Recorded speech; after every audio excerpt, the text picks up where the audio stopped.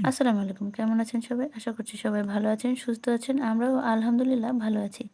প্রিয়জন যখন বাড়িতে বেড়াতে আসে তখন কিন্তু খুশির শেষ থাকে না এবং তাকে কি থেকে কি করে খাওয়াবো সেটাই খুঁজে পাই না। একদম মন চায় যে সবকিছু তার পছন্দ মতো করে একদম সব খাবারটা একবারে আস্তে, আস্তে করে সবগুলো যেন তাকে মন ভরে খাওয়াতে পারি।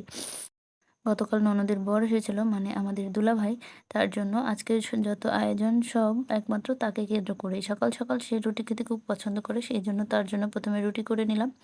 এবারের যে খাবারের আয়োজন হচ্ছে সেটা হচ্ছে দুপুরের জন্য। এখানে সকালের খাবারটা রেডি করে নিচ্ছি। ১ম এ রুটি দিলাম। এখানে ভাজি আর ডিম পোস্ট করে দিয়েছিলাম। সকালবেলা সে খুব হালকা খাবার খেতে পছন্দ করে। আর আজকের সব খাবারের আইটেমটা তার পছন্দ অনুযায়ী করেছি। আমি ১ম এ এখানে আলাদা একটা প্লেটে খাবার নিয়ে নিয়েছিলাম। আমার প্রচণ্ড খিদে লেগে গিয়েছিল। এজন্য ভাবলাম আগে আমি কিছুটা নাস্তা করে নেই। এরপরে বাকি সব রান্নাবান্না করব। এখানে গতকাল ফ্রিজে গরুর মাংস রান্না করে তার জন্য আলাদা আগে থেকে তুলে রেখেছিলাম। সেটাই বের করে নিচ্ছি, গরম করে তাকে দিব। আর ননদ দুলাভাইয়ের কাছে কি, কি খাবার পাঠিয়েছে সেগুলোই দেখাচ্ছি। এটা তার ২ ভাইপোর জন্য ২ টো চিকেন ফ্রাই করে পাঠিয়েছে। ফুপুদের ভালোবাসা বুঝি এমনই হয় ছোটবেলায়। আমি হয়তো এতটা ভালোবাসা পাইনি। তবে এখন খুব মিস করি আমার ছেলের এমন ফুপুর প্রতি ভালোবাসা দেখে। তার ফুপু তাকে এত ভালোবাসে। আমাদের জন্য মুরগির মাংস রান্না করে পাঠিয়েছিল, কেক, পাউরুটি অনেক কিছু আরও পাঠিয়েছিল আমার ননদ।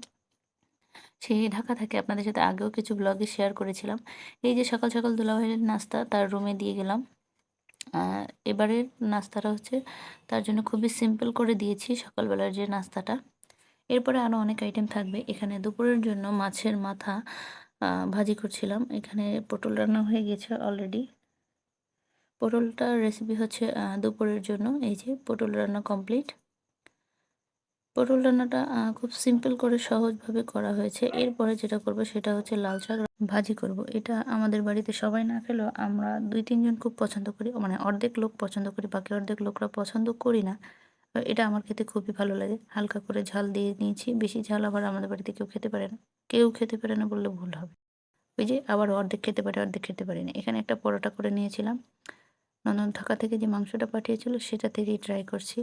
অনেকদিন থেকে ভুনা মাংস খেতে মন চাচ্ছিল। তো ফাইনালি আজকে পেয়ে মনে হলো আত্মাটা তৃপ্তি করে কিছু একটা নাস্তা করতে পেরেছি।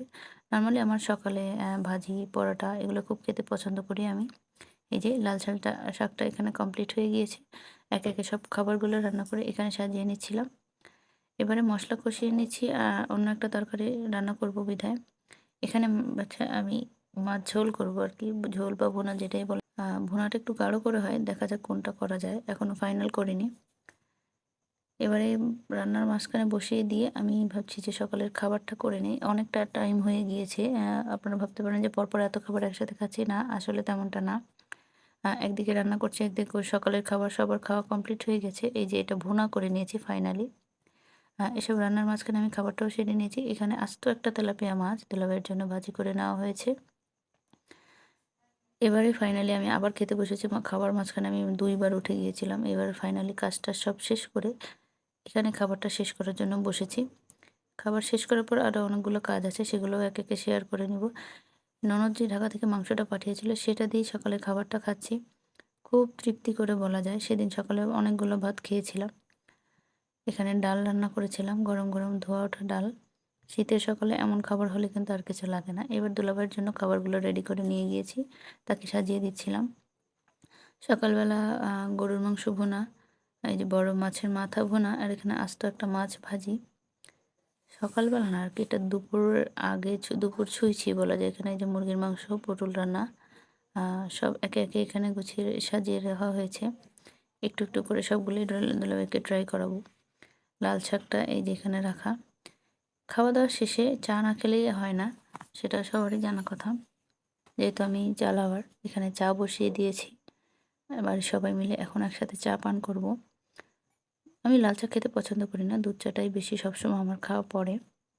এই যে দুলাভাই খাচ্ছে, ওদিকে আমি চা বসিয়ে দিয়েছি। চা হচ্ছে খাওয়ার শেষে একসাথে সবাই মিলে চায়ের একটা আড্ডা আসর দেয়া হবে বলতে পারেন। এই যে এখানে দুলাভাইয়ের চাটা কমপ্লিট। আমি এখানে চাটা এখন রেডি করে দুলাভাইয়ের জন্য নিয়ে যাচ্ছি। এখানে কিছুটা আগে থেকে গুঁড়ো দুধ নিয়ে রেখেছিলাম।